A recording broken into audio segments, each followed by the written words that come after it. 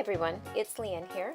Welcome to another video at my YouTube channel. Today I'm going to show you how I created a card with the Copic coloring of the Mermaid stamp from the greeting farm that I did. I have another video that shows my Copic coloring and I will link that in the description below as well as at the end of this video if you'd like to check that out. So to begin, I'm going to create my blending background and I'm using Distress inks. Now this is my first time working with Distress inks and I learned quite a bit, a lot of trial and error. The one thing I learned is with Distress inks you want to be very light when you're rubbing the inks on the paper. I found that at first I pressed too hard and I was trying to blend it out, and when they get on the paper they grip really well. So you don't have a lot of opportunity to push it around like paint or something of that nature. Even Copics blend easier than the Distress inks do. So I found that if I went really lightly and did light layers, that it blended the easiest. Now, they do blend nicely into each other, so that is a positive.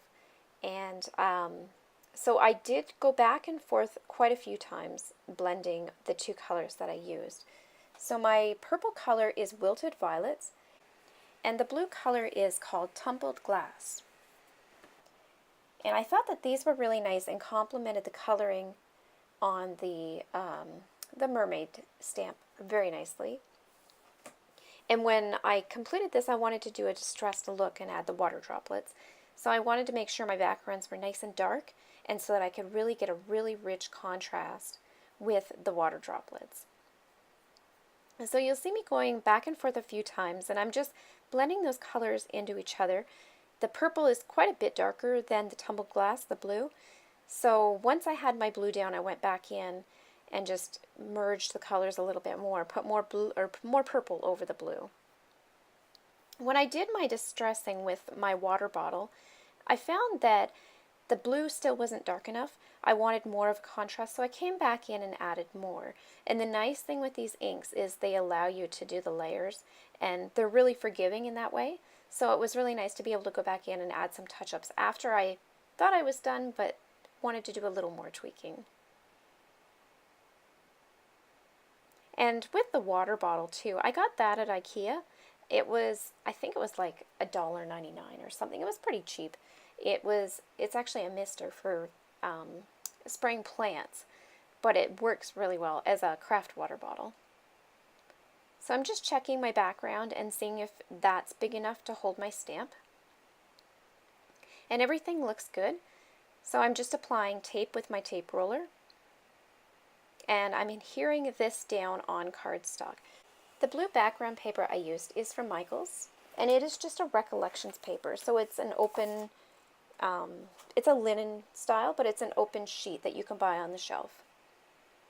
I added some more water droplets at the end. After I had added my extra ink, I wanted the distress ink, or the distress look, back. So I added more water droplets and just sopped that up with a paper towel. Now I'm using the sentiment from this stamp set, and it says, "Let's celebrate."